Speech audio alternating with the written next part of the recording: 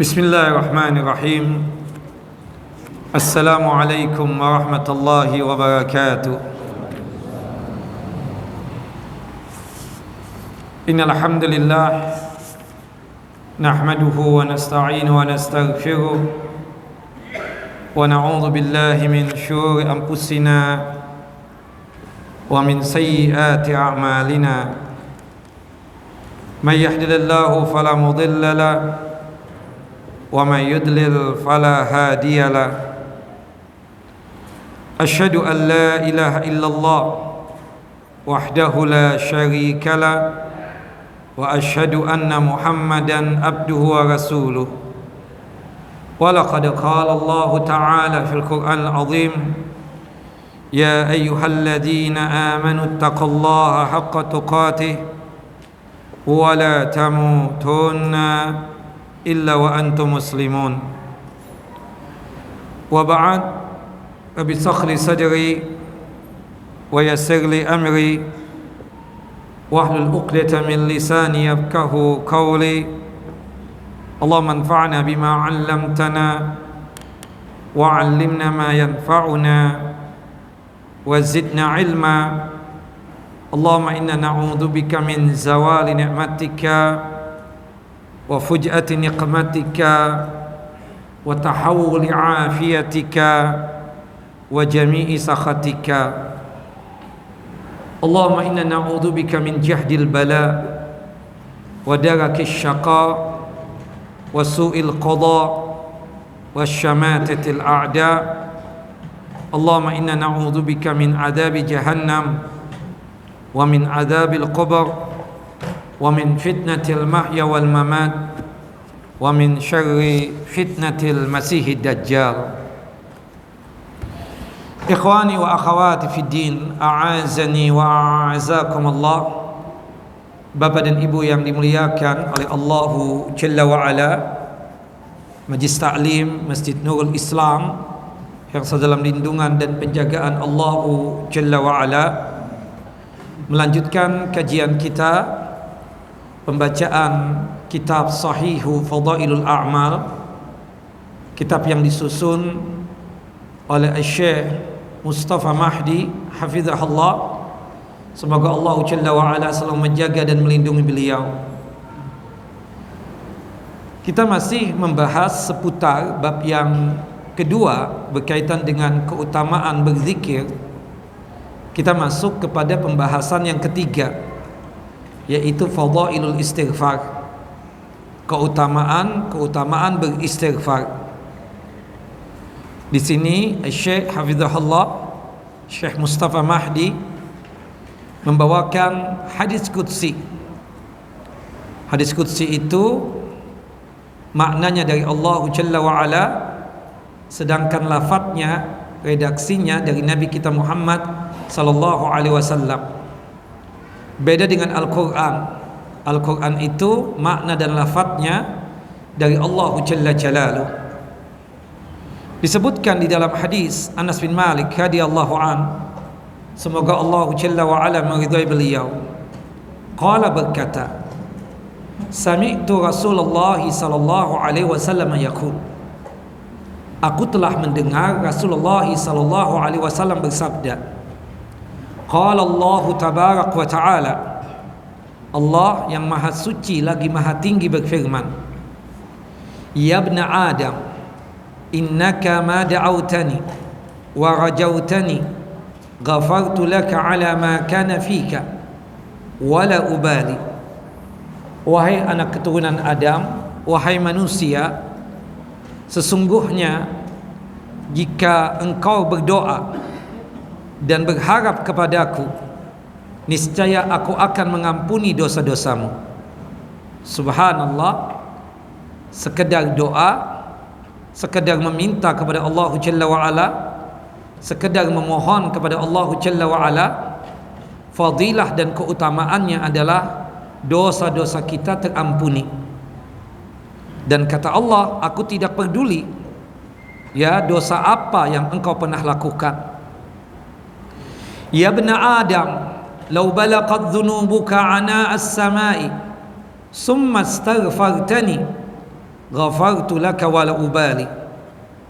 Wahai anak Adam, wahai keturunan Adam, wahai manusia, seandainya dosa-dosa yang engkau pernah lakukan itu setinggi 7 lapis langit sekalipun, dan kemudian setelah itu engkau meminta ampun kepadaku, kepada Allah Jalla wa'ala, niscaya aku akan mengampuni dosa-dosamu, dan aku tidak peduli dosa apa yang pernah engkau lakukan. Artinya apa? Di sini menunjukkan rahmat dan kasih sayang Allah Jalla wa'ala yang sangat luar biasa kepada hambanya. Walaupun dosa tersebut seluas 7 lapis langit sekalipun, ya, yang dia lakukan, walaupun sebanyak apapun, sebesar apapun dosa yang pernah dia lakukan, tapi dia meminta ampun kepada Allah Jalla wa'ala, niscaya Allah Jalla wa'ala akan mengampuni dosa hamba yang meminta ampun dikarenakan dia bermaksiat dan melakukan perbuatan dosa.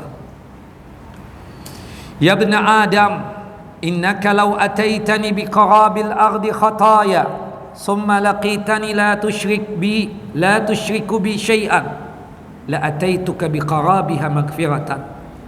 Wahai anak keturunan Adam, wahai manusia, sesungguhnya jika engkau mendatangiku dengan membawa dosa sepenuh bumi, kemudian engkau menemuiku dengan tidak menyekutukan Allah Jalla wa'ala, tidak menyekutukan Allah Jalla Jalaluh, ya, kemudian engkau menemuiku dengan tidak menyekutukan aku, artinya tidak berbuat syirik kepada Allah Jalla wa'ala, ya, tidak membawa dosa syirik, ya, niscaya aku, kata Allah Jalla wa'ala, akan mendatangimu dengan ampunan sepenuh bumi pula, seluas 7 lapis bumi pula. Hadis sahih dikeluarkan oleh Al-Imam At-Tirmidzi di dalam kitab Sunan beliau pada nomor hadis 3540, dan hadis ini disahihkan oleh Syekh Nasiruddin Albani rahimahullah rahmatan wasi'ah. Di dalam hadis ini atau di dalam hadis qudsi ini menjelaskan tentang keutamaan istighfar. Salah satunya dari keistimewaan istighfar, dosa apapun yang pernah kita lakukan, jika kita meminta ampun kepada Allah Jalla wa'ala, maka pastinya Allah Jalla Jalaluh akan mengampuni dosa tersebut, hatta dosa syirik sekalipun. Bapak, Ibu, yang disebut dengan syirik yang tidak diampuni, sebagaimana yang Allah Jalla wa'ala jelaskan di dalam surah An-Nisa, surah yang keempat ayat 48 dan juga ayat 116, innallaha la yaghfiru an yushraka bihi wa yaghfiru ma duna dzalika liman yasha. Allah Jalla wa'ala tidak mengampuni dosa syirik dan mengampuni dosa yang lainnya. Maksudnya itu berkaitan dengan syirik besar yang dibawa mati. Jika sekiranya ada dari kalangan kaum muslimin, ya, meninggal dunia dan dia membawa dosa syirik besar, meninggal dunia belum sempat untuk bertaubat, dari sukanya dia tersebut datang ke kuburan, cari wangsit, bertawassul dengan ahli kubur, meninggal dunia belum sempat untuk bertaubat, dari sukanya dia datang ke dukun, peramal dan paranormal, bertanya ini dan itu berkaitan tentang hal-hal yang gaib, meninggal dunia belum sempat untuk bertaubat dari yang namanya syirik besar, maka itulah yang disebut dengan syirik yang tidak diampuni, syirik besar yang dibawa mati. Tapi jika sekiranya di antara kita ini atau di antara kaum muslimin ini pernah melakukan perbuatan dosa syirik besar, kemudian sebelum meninggal dunia dia bertaubat taubatan nasuha, maka insyaallah biiznillah dosa syirik besarnya tersebut akan diampuni oleh Allah Jalla wa'ala. Dan itu dijelaskan oleh Allah Jalla Jalaluh di dalam surah Az-Zumar, ya, surah yang ke-39 ayat 53. Allah Jalla wa'ala berfirman, qul ya ibadiyalladzina asrafu ala anfusihim la taqnatu min rahmatillah Innallaha yaghfiru dzunuba jami'a. Katakan wahai Muhammad kepada hamba-hambaku yang berlumukan dengan dosa. Allah Jalla wa'ala masih menyebutkan itu hamba yang berlumukan dengan dosa, yang bisa jadi dosa syirik yang dia lakukan dan bisa jadi syirik besar yang dia perbuat. Tapi Allah Jalla wa'ala masih menyebutnya sebagai seorang hamba Allah Jalla Jalal. Jangan putus asa kalian wahai hambaku, kata Allah Jalla wa'ala, dari rahmat Allah, dari ampunan Allah Jalla wa'ala. Sesungguhnya Allah Jalla wa'ala mengampuni seluruh dosa-dosa. Tapi ingat catatannya, berkaitan dengan syirik besar, maka pastikan bertaubatnya sebelum dia meninggal dunia. Jika dia meminta ampun kepada Allah Jalla wa'ala dari syirik besar tersebut, dipastikan akan diampuni oleh Allah Jalla Jalal.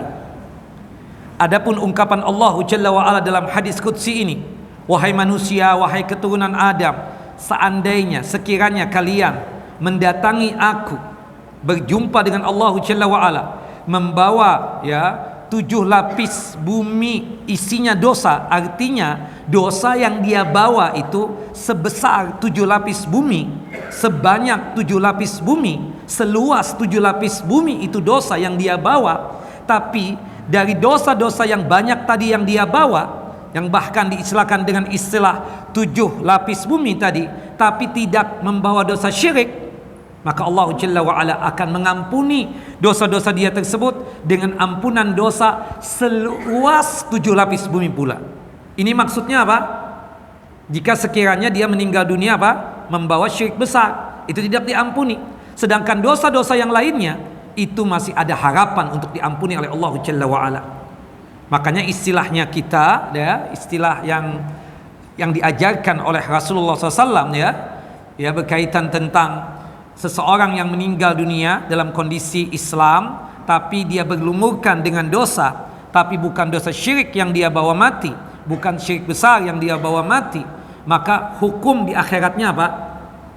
Sebagaimana yang Allah sebutkan tadi di dalam surah An-Nisa, surah yang keempat, ayat 48 dan ayat 116. Ayat 48 dan ayat 116 surah An-Nisa. Innallaha la yaghfiru an yushraka bihi wa yaghfiru ma duna dzalika liman yasha. Kalau syirik besar dibawa mati, jelas tidak diampuni, kekal abadi di dalam neraka. Firman Allah dalam surah Al-Maidah ayat 72, itu syirik besar yang dibawa mati. Tapi dosa-dosa yang lainnya, dia tidak membawa dosa syirik besar, tapi dia meninggal membawa dosa, misalnya suka berjudi, belum sempat untuk bertaubat, meninggal dunia dalam kondisi mabuk, subhanallah, meninggal dunia dalam kondisi negak khamar, meninggal dunia dalam kondisi berzina. Bagaimana nasib dia di akhirat kelak, bapak-bapak? Bagaimana nasib dia jamaah di akhirat kelak? Istilahnya kita apa? Tahta masyiatillah. Apa bahasanya? Tahta masyiatillah. Sama-sama saya dulu supaya ingat. Tahta masyiatillah. Tahta masyiatillah. Artinya apa? Di bawah kehendak Allah, di bawah keinginan Allah Jalla wa'ala. Insya'a adzabahu. Jika sekiranya Allah Jalla wa'ala berkehendak, dosa besar yang dia bawa mati selain syirik besar tadi, bisa saja Allah Jalla wa'ala mampirkan dia ke dalam neraka. Dia meninggal dunia dalam kondisi berzina. Bagaimana nasib di akhiratnya? Istilahnya apa tadi? Tahta masyiatillah. Bisa saja Allah Jalla wa'ala mampirkan dia ke dalam neraka dikarenakan dosa zina yang dia bawa mati tadi itu. Tapi apakah dia kekal abadi dalam neraka? Tidak. Berhubung masih ada modal iman dan Islam dan tauhid, maka pada ujungnya dia akan dikeluarkan dari siksa api neraka dan dimasukkan ke dalam jannah dan surganya Allah Jalla wa'ala. Atau bisa jadi yang meninggal dunia dalam kondisi berzina, minum khamar, atau berjudi, belum sempat untuk bertaubat dari dosa-dosa besar tersebut. Selama bukan dosa syirik besar yang dia bawa mati, selama bukan dosa kekufuran yang dia bawa mati, maka hukum di akhiratnya apa tadi? Tahta masyiatillah. Bisa jadi langsung diampuni oleh Allah Jalla wa'ala. Naam. Jadi yang dimaksudkan di dalam hadis ini, selain dosa syirik, maksudnya syirik besar yang dibawa mati. Naam ikhwan wa akhawati fid din, a'azani wa a'azakumullah. Keutamaan beristighfar itu banyak sekali. Naam. Dan istighfar itu sigatnya ya macam-macam ya. Kalau kita berbicara tentang masalah istighfar itu, ada yang paling pendek. Ya, ucapan astaghfirullah. Ya, itu sigat istighfar yang paling pendek. Ya. Ada juga ya dengan sigat istighfar seperti ini. Astaghfirullahalladzi la ilaha illa huwal hayyul qayyum wa atubu ilaih. Astaghfirullahalladzi la ilaha illa huwal hayyul qayyum wa atubu ilaih. Sebagaimana disebutkan di dalam hadis sahabat yang mulia Abdullah ibnu Mas'udin radhiyallahu an, ada juga istighfar astaghfirullah wa atubu ilaih, berdasarkan hadis dari Abu Hurairah radhiyallahu an, ya, qala berkata, sami'tu Rasulullah sallallahu alaihi wasallam yaqul, sesungguhnya aku telah mendengar Rasulullah sallallahu alaihi wasallam bersabda, wallahi, demi Allah, inni la astaghfirullah wa atubu ilaihi fil yaumi akthara min 70 marratan atau aktharu min 70 marratan. Demi Allah, sesungguhnya aku sungguh-sungguh beristighfar kepada Allah dan meminta ampun kepada Allah, bertaubat kepada Allah Jalla wa'ala dalam sehari akthar min 70 marratan, lebih daripada 70 kali. Dan ini sigat yang ketiga, astaghfirullah wa atubu ilaih. Termasuk juga ya sigat yang seperti ini, hadis dari Abdullah ibnu Umar bin Khattab radhiyallahu anhuma, ya, rabbighfirli wa tub alayya innaka antat tawwabur rahim. Ya Allah, ya Tuhanku, ampunilah dosaku dan terimalah taubatku, sesungguhnya Engkau Maha menerima taubat dan Maha penyayang. Naam, hadis sahih dikeluarkan oleh Al-Imam Abu Daud dan juga oleh Al-Imam At-Tirmidzi serta oleh Al-Imam Ibnu Majah. Atau yang paling panjang yang disebut dengan istilah Sayyidul Istighfar, pemimpinnya istighfar. Dan ini paling the bestnya sigat al-istighfar, paling baiknya ya sigat ya lafaz istighfar, ya, karena dia seakan-akan memimpin dibandingkan yang lainnya. Sayyid itu kan pemimpin. Ketika di suatu kaum atau di antara kita ini ada yang paling menonjol, ya, dia paling pintar, paling soleh dan paling segalanya, bisa jadi paling kaya dan seterusnya. Kemudian kita angkat pemimpin menjadi pemimpin kita. Istilahnya apa? Sayyid. Nah, ternyata di dalam sigot-sigot istighfar itu ada pemimpinnya yang diistilahkan oleh Nabi kita Muhammad sallallahu alaihi wasallam adalah Sayyidul Istighfar. Disebutkan di dalam hadis Shaddad bin Aus radhiyallahu anin Nabi sallallahu alaihi wasallam qaal, dari Nabi sallallahu alaihi wasallam bersabda, Sayyidul Istighfar ayyaqulal abdu, pemimpinnya istighfar itu adalah seorang hamba membaca sigat istighfar seperti ini, Allahumma anta rabbi la ilaha illa anta khalaqtani wa ana abduka wa ana ala ahdika wa wa'dika mastata'tu a'udzu bika min syarri ma sana'tu abu'u laka bi ni'matika alayya wa abu'u bi dhanbi faghfirli fa innahu la yaghfiru dhunuba illa anta. Allahumma anta rabbi, ya Allah, Engkau adalah Tuhanku, la ilaha illa anta, tidak ada Tuhan yang pantas untuk disembah kecuali Engkau, ya Allah. Khalaqtani, karena Engkau yang telah menciptakan aku, wa ana abduka, dan aku ini adalah hambamu, ya Allah. Wa ana ala ahdika wa wa'dika mastata'tu, dan aku berada di atas ikatan janjimu, dan aku berjanji kepadamu untuk menjalankannya dengan semampuku. A'udzubika min syarri ma sana'tu, dan aku berlindung kepadamu ya dari segala kejahatan yang telah aku perbuat. Abu'u laka bi ni'matika 'alayya, dan aku mengakui atas nikmatmu terhadap diriku. Wa abu'u laka bi dzanbi faghfirli fa innahu la yaghfiru dzunuba illa anta, dan aku sangat mengakui ya akan dosa-dosa yang pernah aku lakukan, maka ampunilah dosaku ya Allah, sesungguhnya tidak ada yang dapat mengampuni dosaku kecuali Engkau.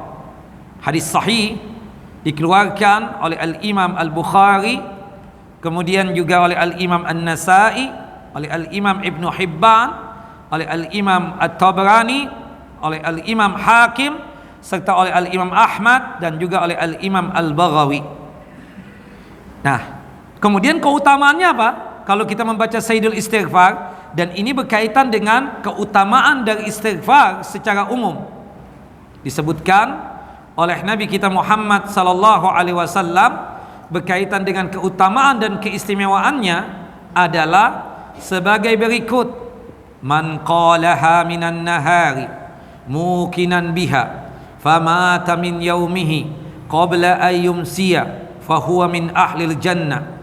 Barang siapa yang mengucapkan Sayyidul Istighfar ini di siang hari dalam keadaan yang yakin dengannya, artinya lafaz-lafaz yang dia ucapkan pada saat membaca Sayyidul Istighfar tersebut dia yakini, dia hayati, dia resapi, kemudian tentunya dia praktekkan, kemudian dia mati pada hari itu sebelum datangnya sore hari atau malam hari, maka ada jaminan dia tersebut termasuk penghuni surga. Makanya zikir petang, kapan mulainya? Masih ingat?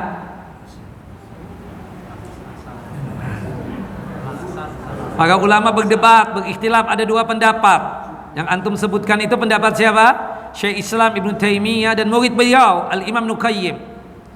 Menurut Syekh Islam Ibnu Taimiyah dan Al-Imam Ibnu Qayyim, yang namanya zikir petang itu dimulainya ketika waktu asar, datangnya waktu asar, dan berakhirnya adalah ketika tenggelamnya matahari, ketika waktu asar habis.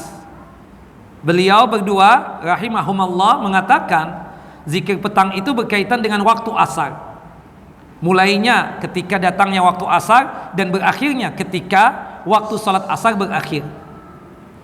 Tapi pendapat mayoritas ulama masih ingat tidak? Antum, ya, betul. Masya Allah. Mayoritas ulama pendapat zikir petang itu mulainya ketika datangnya waktu zuhur dan berakhirnya ketika waktu isya datang. Nah, konteks hadisnya kan benar ini. Barang siapa yang membaca Sayyidul Istighfar ini di siang hari dan takdirnya dia tersebut ya meninggalnya itu ya sebelum datangnya petang, atau ya kita katakan sebelum datangnya malam hari, ya di hari itu dia meninggalnya, maka apa? Jaminan surga untuknya. Subhanallah. Kemudian disebutkan ada juga yang mengatakan, mengistilahkan kata-kata nahar di sini pagi hari. Nah, ini kan di zikir Sayyidul Istighfar ini juga dibaca apa? Di pagi hari. Iya kan? Satu kali di zikir pagi dan satu kali di zikir apa? Di zikir petang. Zikir pagi para ulama sepakat untuk awal waktunya kapan? Ketika masuknya waktu salat subuh. Mereka berdebat, berikhtilafnya berakhirnya waktu zikir pagi tersebut. Syekh Islam Ibnu Taimiyah dan murid beliau Al-Imam Ibnu Qayyim mengatakan zikir pagi itu berakhirnya ketika terbitnya matahari, percis ketika berakhirnya waktu salat subuh.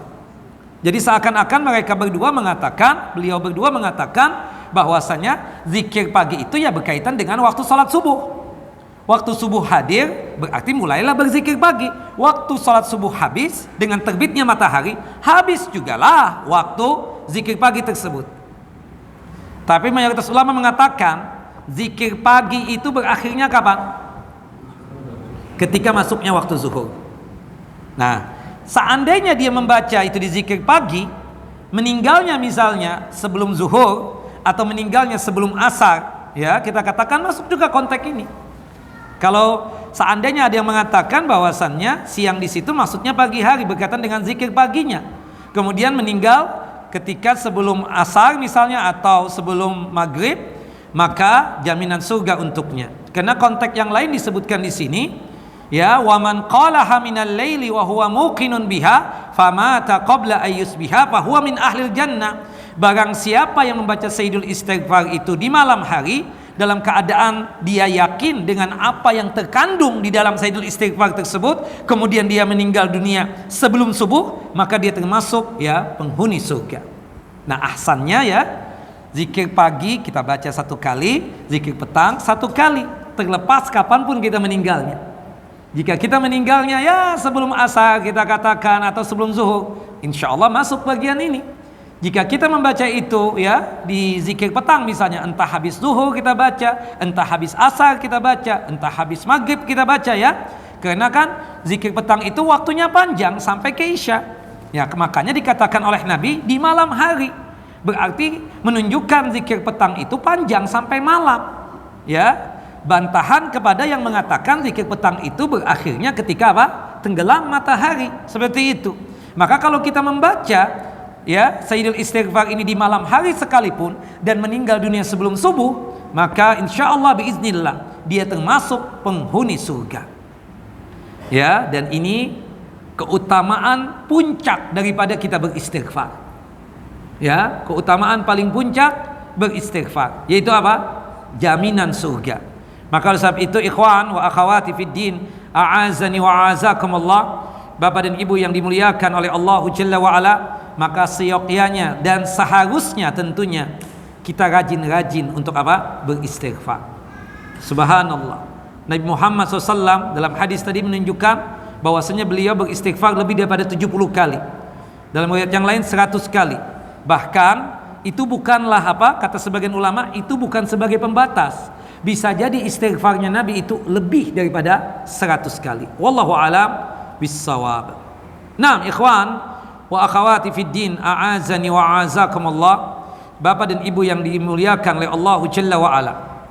Jadi manfaat daripada istighfar tersebut yang pertama adalah pengampun dosa tentunya. Ya, dan Allah tidak peduli dosa apapun yang pernah dilakukan oleh hamba tersebut. Selama hamba itu beristighfar, meminta ampun kepada Allah Jalla wa Ala, maka dipastikan Allah Jalla wa Ala akan mengampuni itu dosa biiznillah tentunya. Kemudian yang kedua, dengan kita rajin beristighfar, apapun istighfarnya, apalagi yang dibaca itu sayyidul istighfar, maka apa? Jaminan surga untuk hamba tersebut. Nah, kemudian ikhwan wa akhawati fid din, a'azani wa a'azakumullah, yang ketiga kita katakan ya, dengan kita beristighfar itu membuat azab Allah Jalla wa Ala tersebut tidak mengenai orang yang suka beristighfar. Dengan kita rajin beristighfar, maka niscaya ya terhindarlah dari siksa dan azab Allah Jalla Jalaluh. Artinya siapapun di antara kita ini ingin yang namanya siksa Allah, azab Allah ya jauh ya dari kita, termasuk juga berkaitan tentang masalah bencana dan musibah, agar jauh daripada kita, dengan cara bagaimana? Beristighfar, meminta ampun kepada Allah Jalla wa Ala. Dan ini manfaat istighfar yang ketiga. Dalilnya Ustaz, firman Allah Jalla wa Ala di dalam surah Al-Anfal, surah yang ke-8 ayat 33. Surah Al-Anfal surah yang ke-8 ayat 33. Allah Jalla wa Ala berfirman, "Wa ma kana Allahu liyu'adzibahum wa anta fihim wa ma kana Allahu mu'adzibahum wa hum yastaghfirun." Dan sekali-kali Allah Jalla wa Ala tidaklah akan mengazab dan menyiksa mereka selama engkau wahai Muhammad masih berada di antara mereka. Artinya ketika Nabi Muhammad SAW masih hidup, ya, meskipun di sekitar beliau ada orang-orang musyrik, ada orang-orang munafik, selama ada Nabi Muhammad SAW, mereka tersebut tidak bakalan disiksa dan diazab oleh Allah Jalla wa'ala. Nah, para ulama menyebutkan bahwa Allah Jalla wa'ala memberikan rasa aman kepada manusia itu dalam keadaan dua hal, dua kondisi, dua keadaan. Yang pertama, adanya Nabi Muhammad SAW di antara mereka. Yang kedua, Nabi Muhammad kan sudah meninggal dunia. Bagaimana caranya kita agar terhindar dari yang namanya musibah, ya, bala bencana, kemudian siksa, azab, kesusahan, kesulitan, dengan cara apa? Beristighfar. Wa ma kana Allahu mu'adzibahum wa hum yastaghfirun. Dan Allah Jalla wa Ala tidaklah mengazab, menyiksa satu kaum selama satu kaum tersebut, selama mereka tersebut masih meminta ampun kepada Allah Jalla wa Ala. Kita paham, kita mengerti, Nabi Muhammad SAW sudah meninggal dunia. Nabi Muhammad tidaklah bersama dengan kita. Nah, apa yang kita lakukan jika ingin bala bencana itu tidak sampai kepada kita? Apa yang harus kita lakukan? Ya, jika kita ingin azab dan siksa Allah Jalla wa Ala jauh daripada kita, dan malapetaka yang lainnya tidak mengenai kita, dengan kita rajin beristighfar. Dengan kita apa? Rajin beristighfar. Subhanallah. Sekarang ini Nabi kita Muhammad SAW telah wafat, telah meninggal dunia. Berarti yang masih tertinggal satu, untuk mencari keamanan, untuk mendapatkan rasa aman agar terhindar dari musibah, bala bencana dan seterusnya, dengan cara apa? Beristighfar. Oleh karena itu, fadilah, keutamaan yang ketiga dari istighfar apa? Menjadi pengaman dari murkanya Allah Jalla wa Ala. Menjadi apa? Pengaman dari murkanya Allah Jalla wa Ala kepada suatu kaum. Ya, terhindar musibah, terhindar bala bencana, terhindar hal-hal yang menyakitkan dan seterusnya. Wallahu a'lam. Nah, taib, itu yang ketiga, keutamaan dari kita suka beristighfar. Nah, kemudian selanjutnya, ikhwan wa akhawati fid din, a'azani wa a'azakumullah, Bapak dan Ibu yang dimuliakan oleh Allahu Jalla wa Ala, dengan kita suka beristighfar, ini fadilah, keutamaan yang keempat. Ya, keutamaan yang keempat dari kita suka beristighfar, sebagaimana yang disebutkan di dalam surah Nuh, ya. Allah Jalla wa Ala menjelaskan bagi mereka-mereka yang suka beristighfar dan suka meminta ampun kepada Allah Jalla Jalaluh, maka pastinya mereka tersebut akan mendapatkan kemudahan-kemudahan berikut ini. Disebutkan di dalam surah Nuh ayat 10 sampai ayat 12. Surah Nuh itu surah keberapa? 71. Surah Nuh, surah yang ke-71, ayatnya 10 sampai ayat 12, di mana Allah Jalla wa Ala berfirman, pada ayat yang ke-10-nya, Nabi Nuh alaihi salam memberikan nasihat kepada kaumnya. Faqultu astaghfiru rabbakum innahu kana ghaffara. Kata Nabi Nuh, aku katakan kepada kalian, wahai kaumku, beristighfarlah kalian kepada Tuhan kalian, Allah Jalla wa Ala. Minta ampunlah kalian kepada Tuhan kalian, Allah Jalla wa Ala. Sesungguhnya Allah Jalla wa Ala, ya, Maha Pengampun. Dikarenakan kita tersebut meminta ampun kepada Allah Jalla wa Ala, yang pertama yang kita dapatkan, ya, dan ini yang menjadi keempat, ya, yursilis sama alaikum midrara. Dikenakan istighfar, meminta ampun. Tanah yang tadinya gersang, jarang turun hujan, atau musim pancaklik yang dimana tidak terjadi hujan dalam 1 tahun misalnya, dikenakan istighfar dari manusia atau dari kaum tersebut, Allah Jalla wa'ala akan menurunkan hujan. Yursilis sama alaikum midrara, niscaya Allah Jalla wa'ala akan menurunkan hujan yang lebat dari langit kepada kalian. Itu yang keberapa?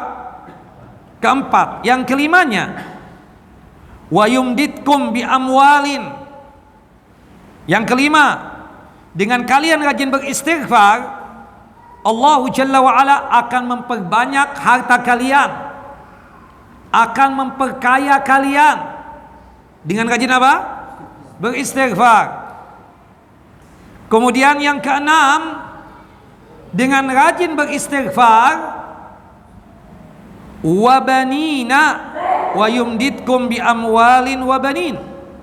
Dengan kita rajin beristighfar, maka ya Allah Jalla wa'ala akan menganugerahkan keturunan buat kalian, akan menganugerahkan apa?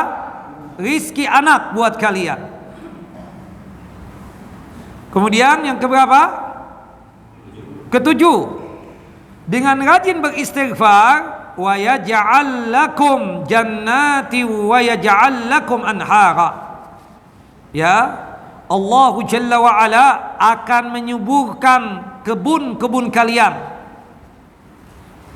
Ya, mengadakan kebun-kebun untuk kalian, maksudnya disuburkan itu kebun, ladang, sawah disuburkan oleh Allah Jalla wa'ala dengan kalian rajin apa? Beristighfar. Termasuk juga wa yaj'al lakum anhara. Ini yang kesembilan, Allah Jalla wa'ala akan mengadakan sungai-sungai untuk kalian. Artinya sungai yang tadinya kering kerantang, dengan turun hujan lebat kemudian berisi lagi itu sungai, kemudian mengalir lagi dengan kita apa? Rajin beristighfar. Artinya secara umum kemudahan-kemudahan akan kita dapatkan dengan kita apa? Rajin beristighfar. Subhanallah. Maka oleh sebab itu, ikhwan wa akhawati fid din, a'azani wa azakumullah, Bapak dan Ibu yang dimuliakan oleh Allah Jalla wa'ala, istighfar ini jangan sampai kita tinggalkan. Rajin-rajin kita apa? Untuk beristighfar. Nah, sudah azan Isya? Belum? Berapa menit lagi? 1 menit? 2 menit? Tayyib. InsyaAllah nanti setelah azan Isya kita akan menceritakan tentang 4 orang yang berkeluh kesah kepada Imam Al-Hasanul Basri, yang dimana 4 orang tadi itu, atau 4 orang tadi itu berkeluh kesah, keluh kesah yang berbeda, masalah yang berbeda, muskilah yang berbeda. Tapi Imam Al-Hasanul Basri dengan membawakan surah Nuh, ya, ayat 10 sampai ayat 12 ini, menjawab mereka seluruhnya. Dan nasihat Imamul Hasanul Basri, ya, semuanya itu, ya, dari 4 tadi itu sama, yaitu apa? Rajin beristighfar. Subhanallah. Maka oleh sebab itu istighfar ini harus kita galakkan. Di zikir pagi saja, selain kita membaca Sayyidul Istighfar, juga dianjurkan untuk beristighfar berapa kali? 100 kali. Di zikir petang juga kita rajin untuk beristighfar, ya, sebanyak 100 kali. Bil khususnya Sayyidul Istighfar juga apa? Kita baca. Dan subhanallah, termasuk juga, ya, kita katakan manfaat daripada istighfar tidak lain itu sebagai cara kita untuk mudah mendapatkan hidayah Allah Jalla Jalaluh.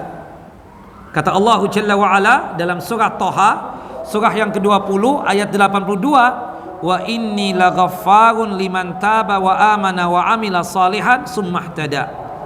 Dan sungguh kata Allah, aku maha pengampun bagi yang bertaubat, beriman dan berbuat kebajikan. Jika dia sanggup untuk bertaubat dan beriman dan berbuat kebajikan, niscaya Allah Jalla wa'ala tetap memberikan kepada orang tersebut hidayah dan petunjuk Allah Jalla Jalaluh. Wallahu a'lam. Nah, silakan azan dulu.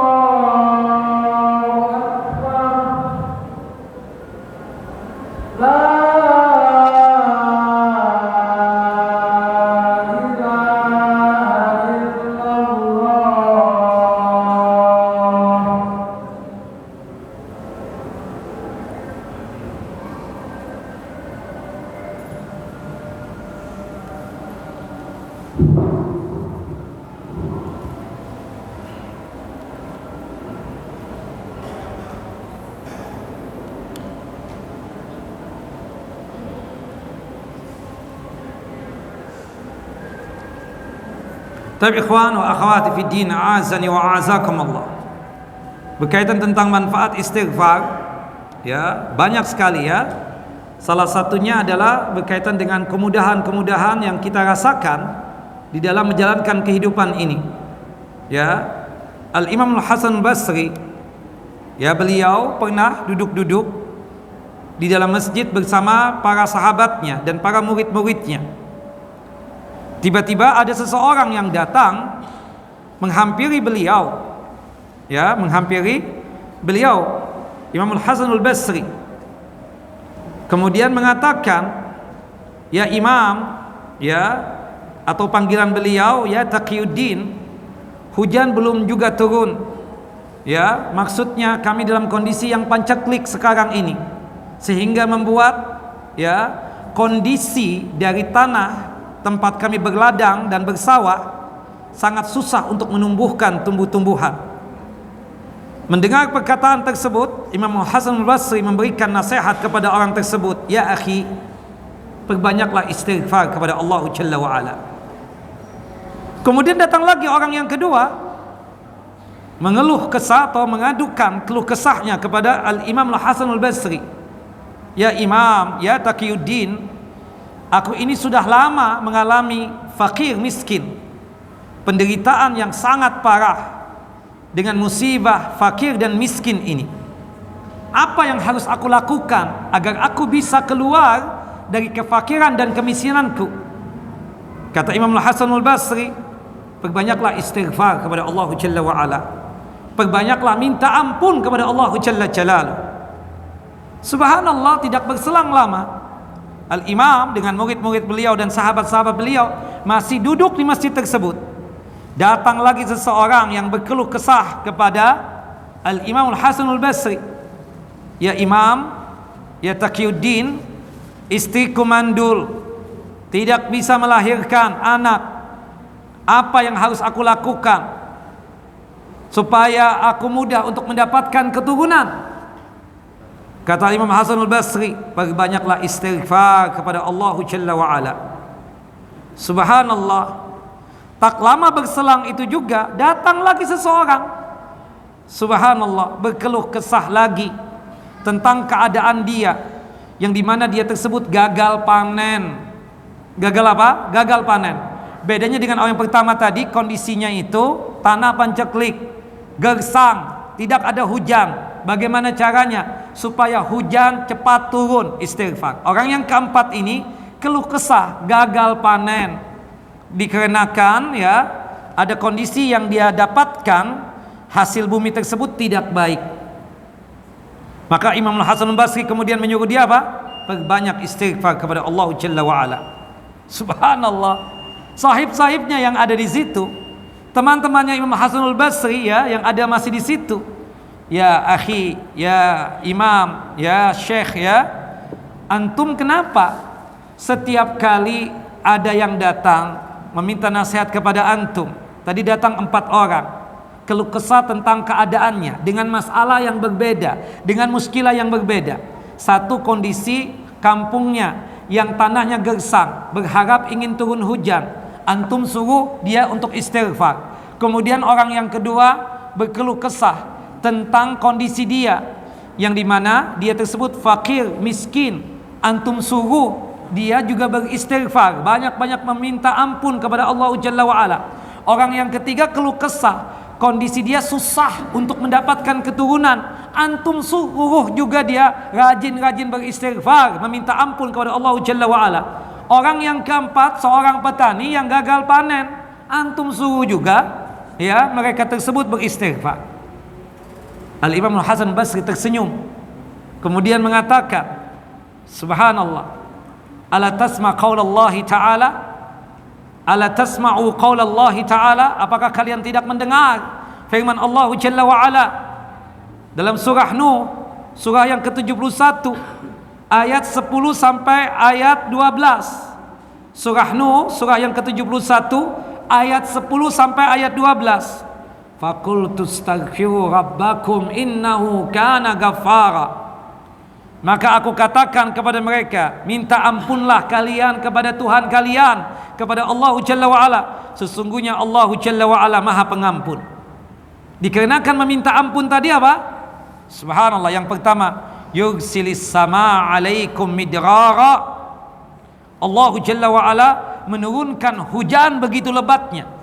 Tanah yang tadinya gersang, subhanallah, basah dengan turun hujan tadi. Sebab apa? Istighfar. Wa yumditkum bi amwalin. Orang yang kedua kan keluh kesahnya apa?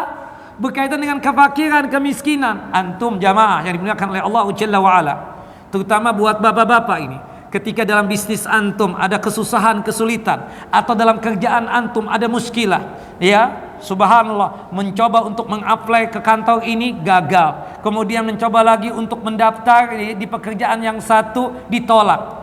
Coba antum rajin-rajin beristighfar, insya Allah Allah mudahkan. Subhanallah, sekali untuk nge-apply, sekali untuk sifatnya tersebut untuk mendaftar, subhanallah, langsung diterima. Dan itu dibuktikan oleh sahib kita. Subhanallah, orangnya biasa saja. Yang dia amalkan seperti itu tadi, beristighfar. Kalau misalnya nggak diterima juga di perusahaan itu, kata dia, ya sudah, anda cari lagi yang lain. Tapi terus dia apa? Beristighfar. Dan itu dibuktikan di dalam kehidupan dia. Dan subhanallah, ya menurut cerita dia, setiap apapun pekerjaannya yang ana inginkan, ini atas pertolongan Allah, selalu yang ana lakukan apa? Rajin beristighfar. Ana merasa beratnya hidup atau susahnya dalam masalah rizki, atau susahnya dalam masalah kehidupan ini, mungkin karena dosa yang ana lakukan. Maka oleh sebab itu Anda rajin beristighfar.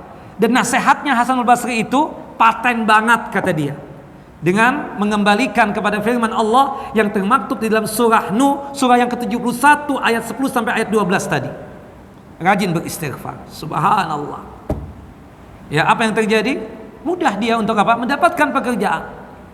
Rizkinya dimudahkan oleh Allah Jalla wa Ala. Ya. Termasuk kita, ya, maaf ya, yang fakir, yang miskin, selain kita ada ikhtiar dan usaha, coba disandingkan ya, didahulukan istighfar itu.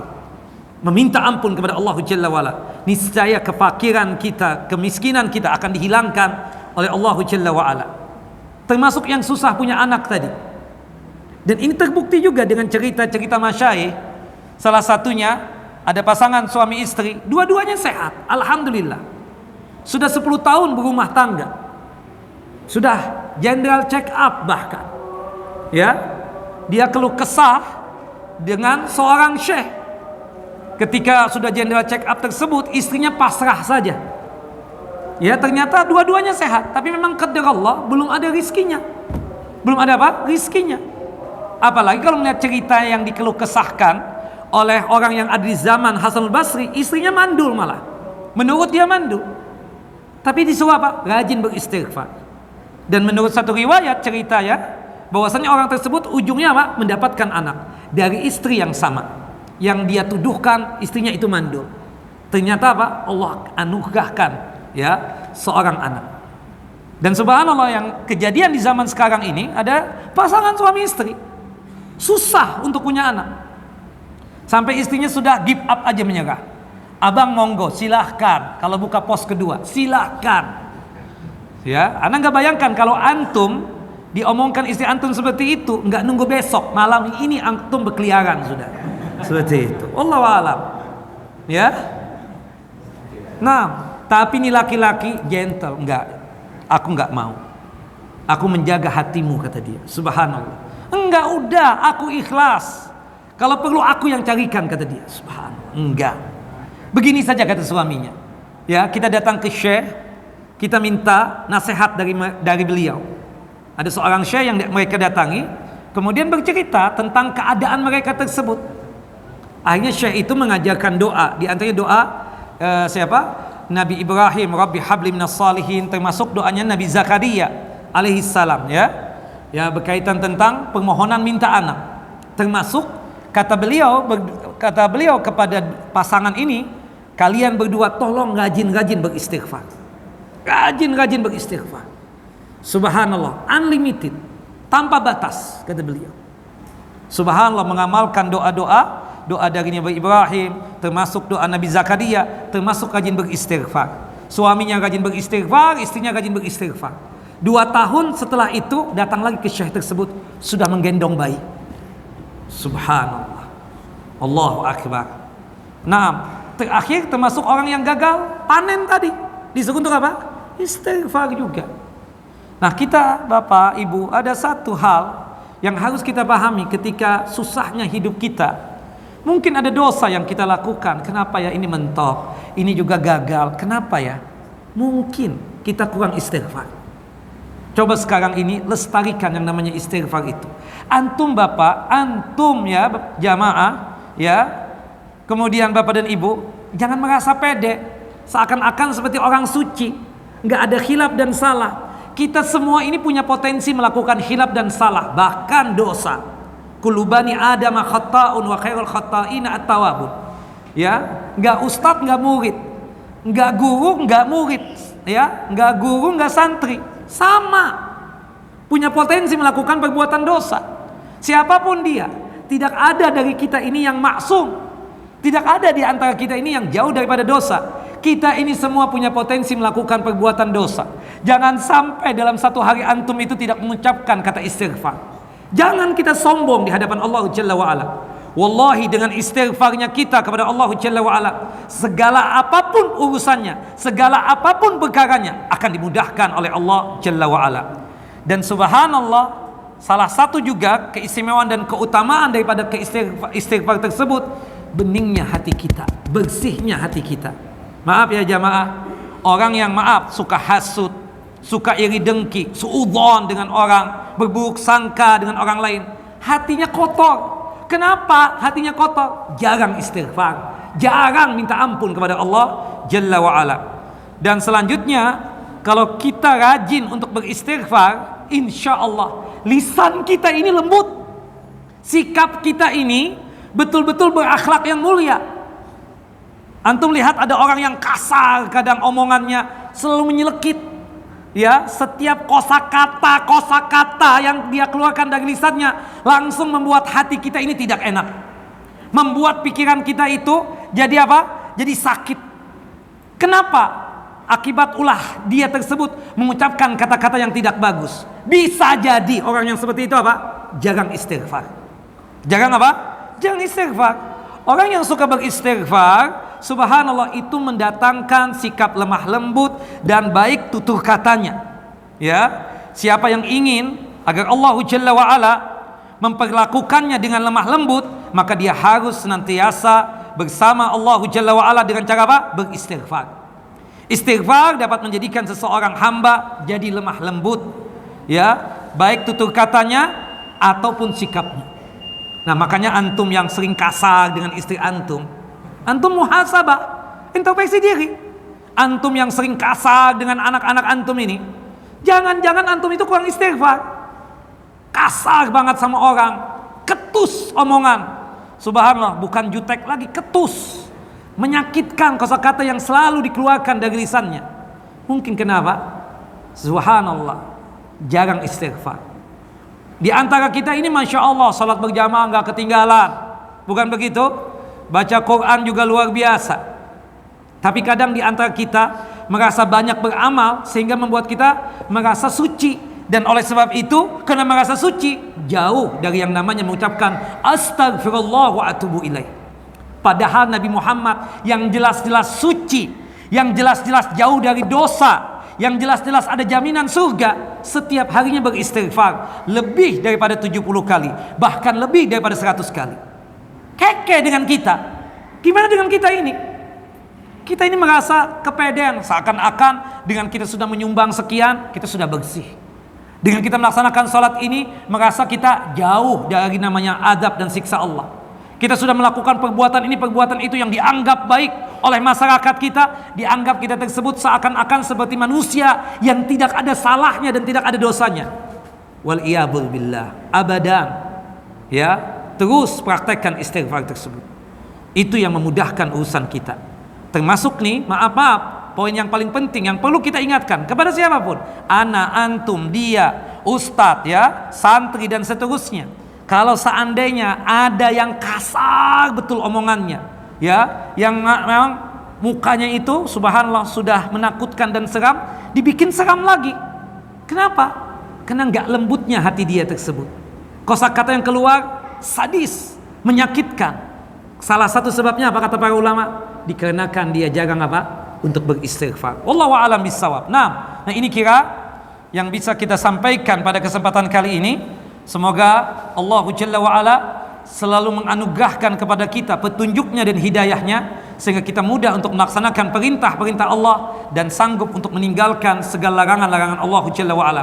Semoga kita selalu dijaga oleh Allah Jalla Jalaluh, dimudahkan dalam masalah rizki dan nikmat, selalu sehat walafiat, dan dimudahkan, ya, untuk menjalankan ketaatan kepada Allah Jalla wa'ala, dan dipanjangkan umur di dalam ketaatan kepada Allah Subhanahu wa ta'ala. Wal afu minkum wa sallallahu nabiyina Muhammad wa ala ali Muhammad kama sallaita ala Ibrahim wa ala ali Ibrahim innaka Hamidun Majid. Allahumma barik ala Muhammad wa ala ali Muhammad kama barakta ala Ibrahim wa ala ali Ibrahim innaka Hamidun Majid. Kita tutup kajian kita dengan masing-masing kita membaca doa kafaratul majlis. Subhanakallahumma wa bihamdika asyhadu an la ilaha illa anta astaghfiruka wa atubu ilaik. Assalamualaikum warahmatullahi wabarakatuh.